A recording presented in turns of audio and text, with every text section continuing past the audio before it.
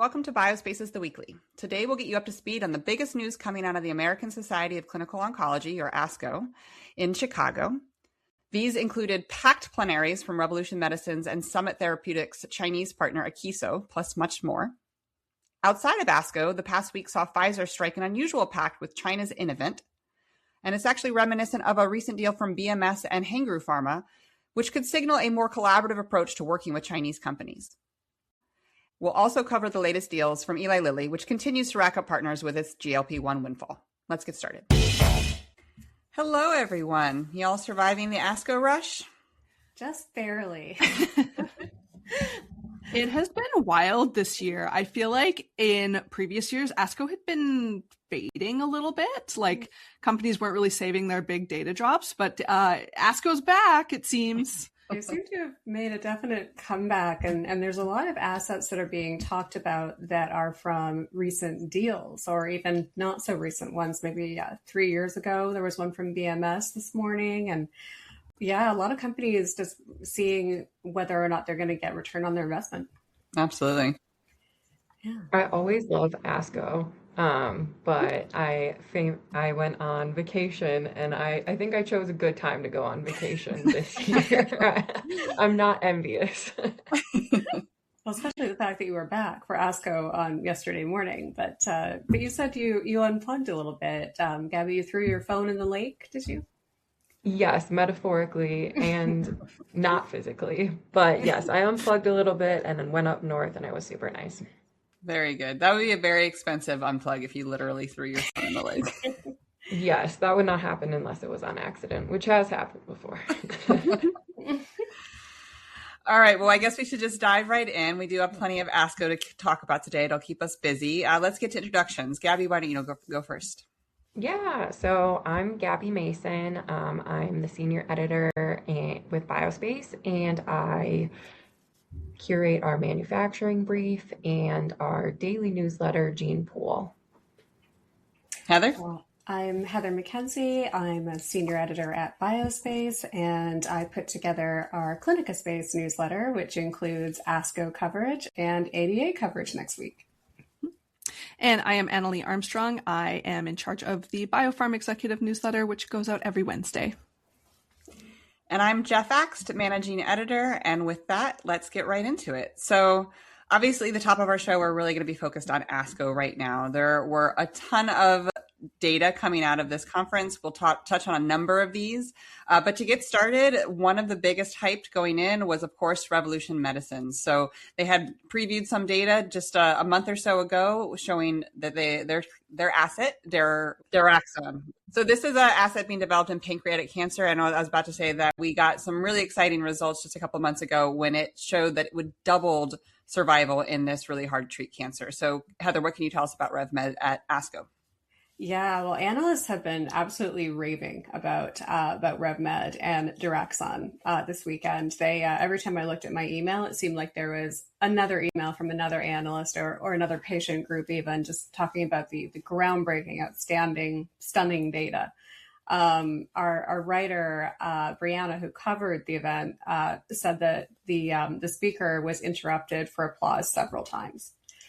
But in addition to doubling survival in a phase 3 trial, RevMed presented full data from that trial at ASCO on Sunday. And so in addition to the previously reported survival benefit, Daraxon nearly tripled the objective response rate compared to chemo. That's quite the result. Certainly, you can tell just by those reactions that people are really impressed with this. Again, this is pancreatic cancer, one of those most devastating diagnoses. I think that the 5-year survival rate is only around 13%. So this is huge news for that patient community.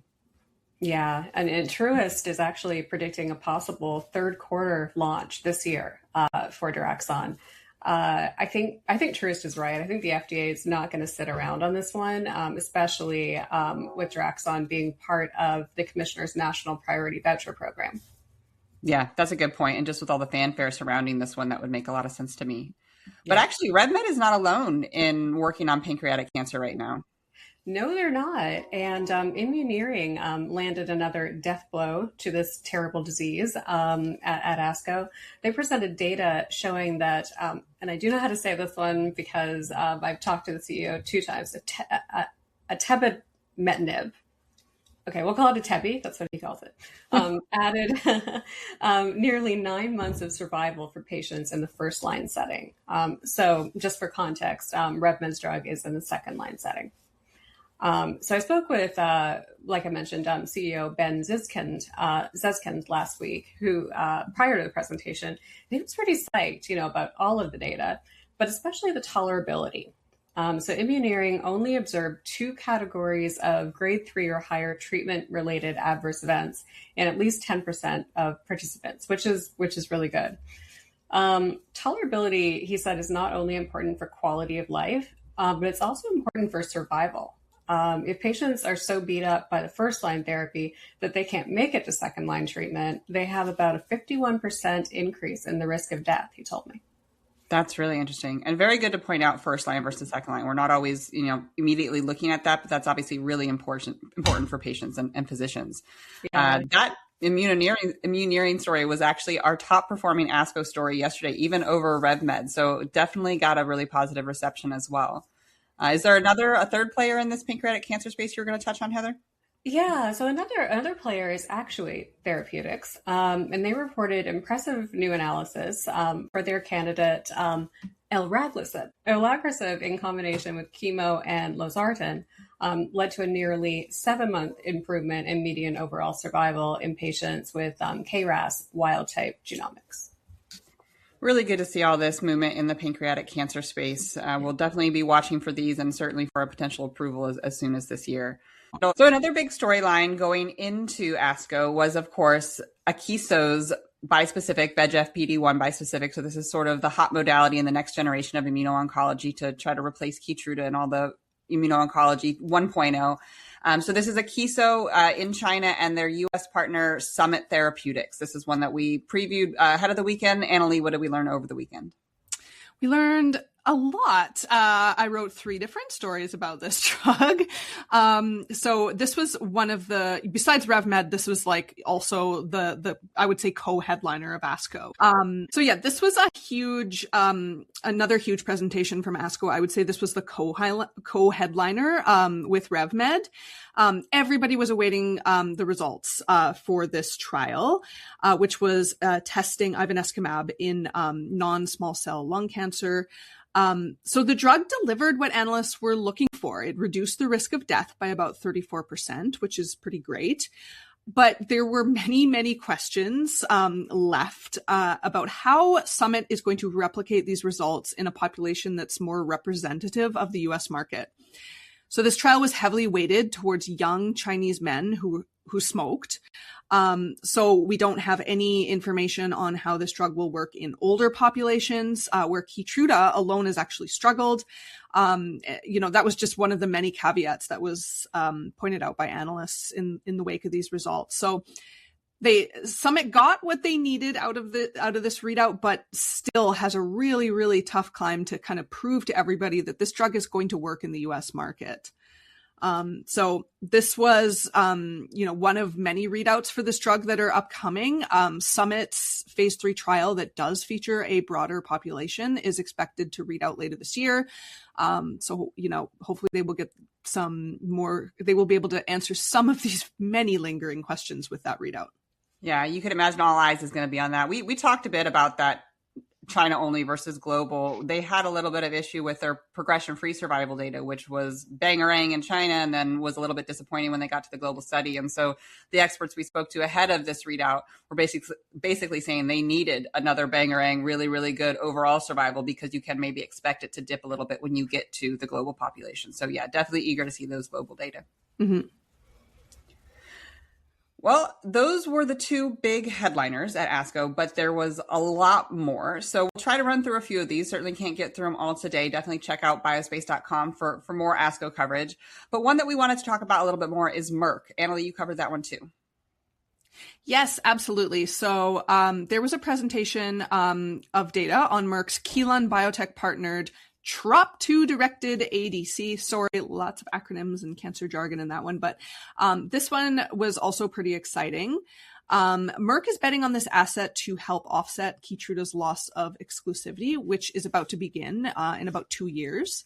So in a phase 3 trial of SAC-TMT, which is what they're calling it, which tested the drug in first-line non-small cell lung cancer in Chinese patients, the overall survival data was very strong. BMO Capital Markets said the results reinforced the drug's potentially differentiated efficacy.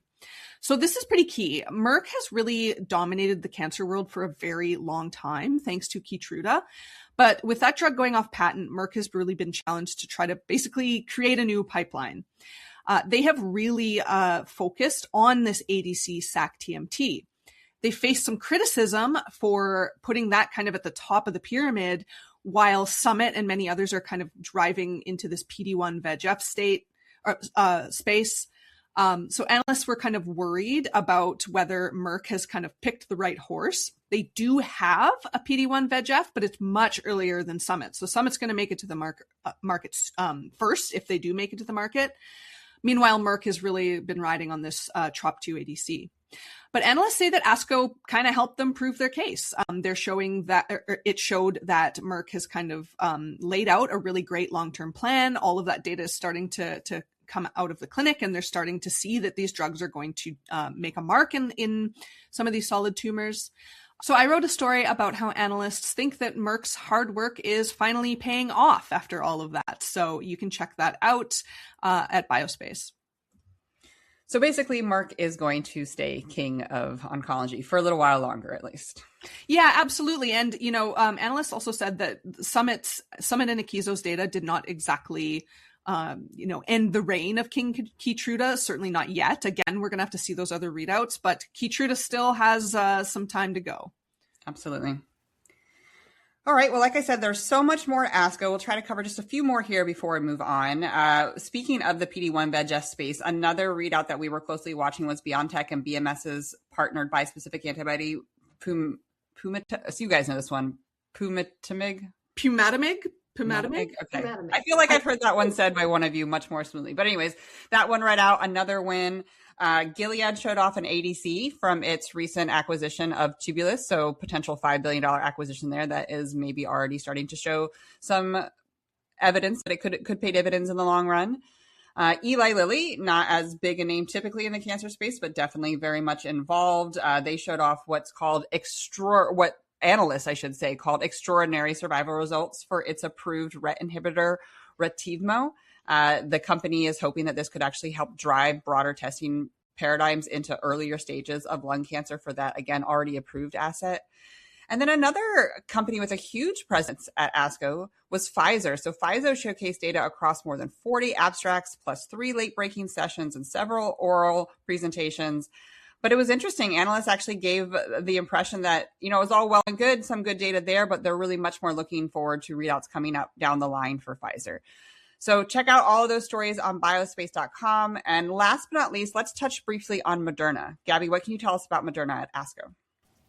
All eyes were kind of on Moderna's personalized cancer vaccine. So for patients with late-stage melanoma, their vaccine combined with Keytruda actually halved the risk of death or disease recurrence at 5 years. So these are mid-stage results, and they also included overall survival increase of 53%, which Jefferies analysts called encouraging, and that the readout builds confidence for pivotal phase 3 data, which is expected later this year. So analysts at William Blair view that upcoming readout as, quote, one of the largest catalysts in biotech within the next 12 months, end quote.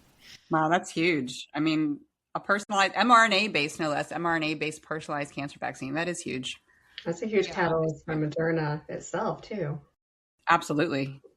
100%. And it especially kind of really comes on the tail end of a tough year for Moderna, especially related to their mRNA technology, especially because of RFK Jr.'s HHS. He promoted a lot of skepticism around vaccines, particularly around mRNA. So because of the kind of changing sentiment in the US, earlier this year, Moderna said they were ending investment in their future vaccine programs for infectious diseases. So clearly it's taken a big toll on their company, but the tides may be turning given kind of recent concerns of both hantavirus and Ebola. So just this week, the Coalition for Epidemic Preparedness and Innovations announced up to $50 million for Moderna's early stage Ebola vaccine candidate.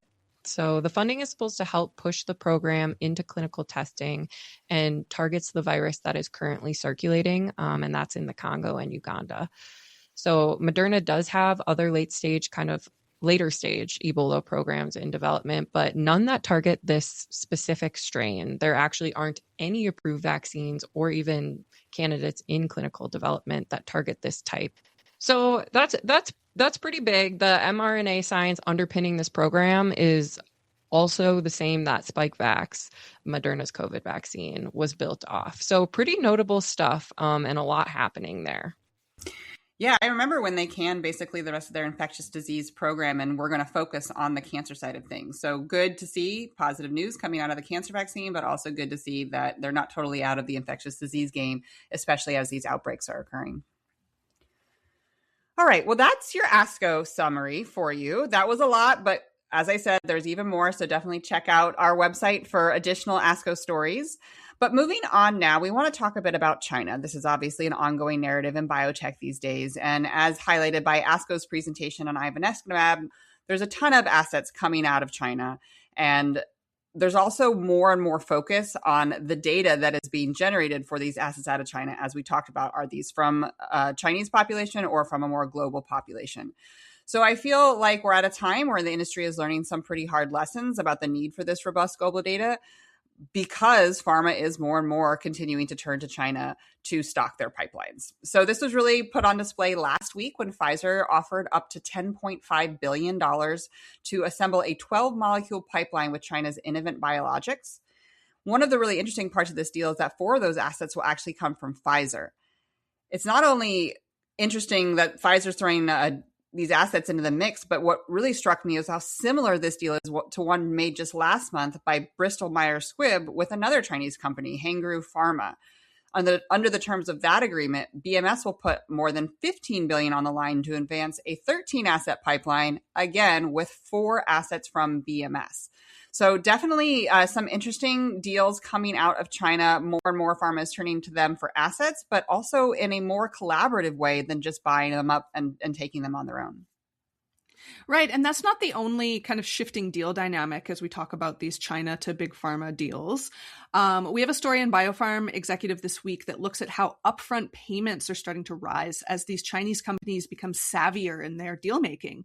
Pharmas are also adjusting beyond offering their own assets up as part of the deal. They're also seeking out more platform deals, and they're becoming more willing to wait for some later stage data. And when I say that, I don't necessarily mean phase 3. I'm just saying that they believe that kind of the low hanging fruit has been picked. They're willing to kind of wait and see how an asset plays out to make sure that they actually have some hard data before they launch into deals. So some really fast moving deal dynamics happening there. So you can check out Biopharm Executive this week to get more on that. Absolutely. And just more and more money being thrown around. I mean, you commented on the upfront payments, and we have seen some of those in, the $600 million range, but the totals in biobucks we're seeing now in the multi-billion dollar range. So higher and higher deals being struck with China. Well, speaking of deal making, we can't go an entire podcast without talking about Eli Lilly and all the deals they're making right now. So no surprise, Lilly has continued its deal making streak, has also turned to China. So this week they struck up a pact worth potentially more than $3 billion, of course, with Akeso Pharmaceutical Group to collaborate on a clutch of early stage assets across undisclosed indications. And then actually not from China, but just across the Yellow Sea in South Korea, Lilly linked up with Hanmi for a GLP-2 agonist that's being trialed for short bowel syndrome. So expanding in the metabolic space, but different than the GLP-1s that have made it famous. So, Annalee, you reported in late April that Lilly was already on track to set new records this year. I think at that time, the company had already put about $21 billion on the line for these transactions. That total has got to be pushing $30 billion by now. Yes, as soon as I'm off deadline today, going to be redoing my analysis, compiling Lilly's deals, which I did at the end of the first quarter. We had such a trend in those first 3 months that I wanted to get that on the record. And I mean, now we're at June 2nd. There's still, a whole month to go here. And Lilly they just won't stop. Like you said, we can't go a whole podcast without talking about Lilly. We can't go 5 minutes without writing a story about Lilly around here. So you can check that out next week in Biopharm Executive. I'll be working on that this afternoon to kind of put that in context with maybe how other big pharmas have done deals in the past, because I think that Lilly is breaking some records here. Yes. I mean, certainly their own records, but maybe across pharma as well. Right. When we did the analysis at the end of the first quarter, they had already signed 6 deals, which was the same as all that they did in 2023, which was the most for 10 years. So this is unprecedented territory, even for Lilly. I mean, if you're going to be going into unprecedented territory, hitting that $1 trillion market cap last year, you know what? It might as well be setting some other records as well. So it's always, as we've said, I feel like on repeat at this point, it is really nice to see that money being fueled back into the industry. All right. So one last thing to touch on here before we wrap up. As we record this on Tuesday, June 2nd, it is Lou Gehrig's Day, which commemorates the life of Yankee star Lou Gehrig, who died from ALS in 1941. Heather, what's the latest in this space? Yeah, so just to recognize Gehrig for a minute, he was one of the all-time baseball greats. He was nicknamed the Iron Horse for his 2,130 consecutive games played. Isn't that amazing? I love that you jumped on this opportunity to talk baseball. Thank you for that stat, Heather. That was a fun baseball moment for a second. So this is a record that wasn't broken until 1995 when Cal Ripken of the Orioles broke it. But enough about baseball and onto ALS. So I hadn't heard anything about Brainstorm Cell Therapeutics or their cell therapy Neurone in a while. But then that last week, they popped up again. So they announced that a regulatory veteran whom we know quite well here at Biospace, Peter Pitts, is joining their board to help out with their next FDA bid. So if you're not familiar with Neurone, just a little bit of background. The therapy missed the endpoint in its phase 3 trial several years ago, and the FDA recommended they not apply for approval. Then there was a ton of post hoc analysis, and Brainstorm decided to give it a shot. But then in 2023, an FDA AdCom voted overwhelmingly against approval, 17-1. So they pulled the BLA and decided to proceed to a phase 3B trial. That's all in a very small nutshell. So last week, Brainstorm CEO Chaim Levovitz told me that the company is in a better place financially than they were a year ago, but they're still awaiting final funding to start that trial. So notably, this is interesting, Pitts has been a vocal critic of Brainstorm in the past around the company's expanded access program.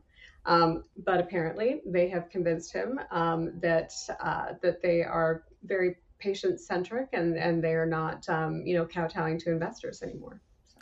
Yeah, I remember that. He took issue with the fact that the company was trying to charge for this experimental treatment through the expanded access program. I reported on a different ALS therapy over a decade ago at this point, but I remember having a lot of discussions around these expanded access programs, and it's just a really hard place for a company. Yeah. They want, even when they are doing everything right, trying to push patients first, they want patients to have access to these drugs. The risk is that there'll be a safety event in one of these expanded access programs that could derail the whole drug development program, and then a potentially promising candidate would never make it to market, where it would actually help the most amount of patients. So yeah. I feel like each one of these is a case-by-case basis. I'm sure Pitts and Brainstorm talked it out, and whether they made changes or he just better understands it, it's good to see that they have an ally now as they go back to potentially to the FDA to push this treatment forward. It's one of those many neurological diseases that is got huge unmet need. I mean, ALS is, we were talking about pancreatic cancer. I feel like I would put pancreatic cancer and ALS together in the same breath with one of the worst diagnoses you can receive. Which I think is why I've jumped on coverage of both. Yeah, it's actually interesting that you mentioned that kind of dilemma that companies have with the expanded access programs, because one of the first stories that I wrote about at Biospace had to do with the drug that eventually became Biogen's Qalsody, and a woman who was trying to get access to it, and then she did eventually get access, but then she succumbed to the disease. And Yeah, it was one of those really, really ethical, thorny stories that I find so interesting. It really is. The one I was reporting on back in the day, MP001, it's changed hands a few times. Back then, like I said, over 10 years ago, it was with Neuraltis. And the patients who were either in the early phase trial or were too advanced to even get in that. But after that trial ended, everyone wanted access. And so they did this research. They figured out what the drug was made of. They ordered the ingredients online. They were testing themselves and recording the data. So I was reporting on it in that context of this DIY medicine, but it just goes to illustrate the desperation in this patient population and the need to access these experimental treatments as soon as possible and the need to get them to market as soon as possible. Yeah, hopefully Brainstorm will come up with the funds soon. Lovabet said they're waiting on final funds. So hopefully we see that starting soon. Absolutely. All right. Well, with ASCO wrapping up, we are now looking ahead to next weekend already when the 2026 American Diabetes Association, or ADA for short, will kick off in New Orleans. So we, of course, expect to see the two giants, Eli Lilly and Novo Nordisk. Lilly will elaborate on recent data for its next-gen obesity asset, retatrutide. I'm really stumbling over drug names today. I think I got that one close. It's close, yeah. And then say it again, Annalie. Retatrutide. I'm going to practice that one because that's one I think we're going to be hearing a lot more about. We'll be talking about it a lot more on the podcast. So that'll be coming from Lilly, and then rival Novo Nordisk will present on its own next-gen candidate, CagriSema. Hey, I love Novo today for giving me an easy-to-pronounce drug name. CagriSema actually has been a bit overshadowed of late. It failed to best Lilly Zepbound in a Novo-sponsored trial earlier this year, so it'll be good to see what Novo has to say about it now. And then, of course, those are the two with the duopoly on the market currently, but there are plenty of others trying to break into the space. We expect updates at ADA from Boehringer Ingelheim, along with their partner Zealand Pharma, plus Roche, Structure Therapeutics, and Viking Therapeutics, just to name a few. So once again, stay tuned to Biospace for all of those updates. And thanks for listening. We'll see you next week.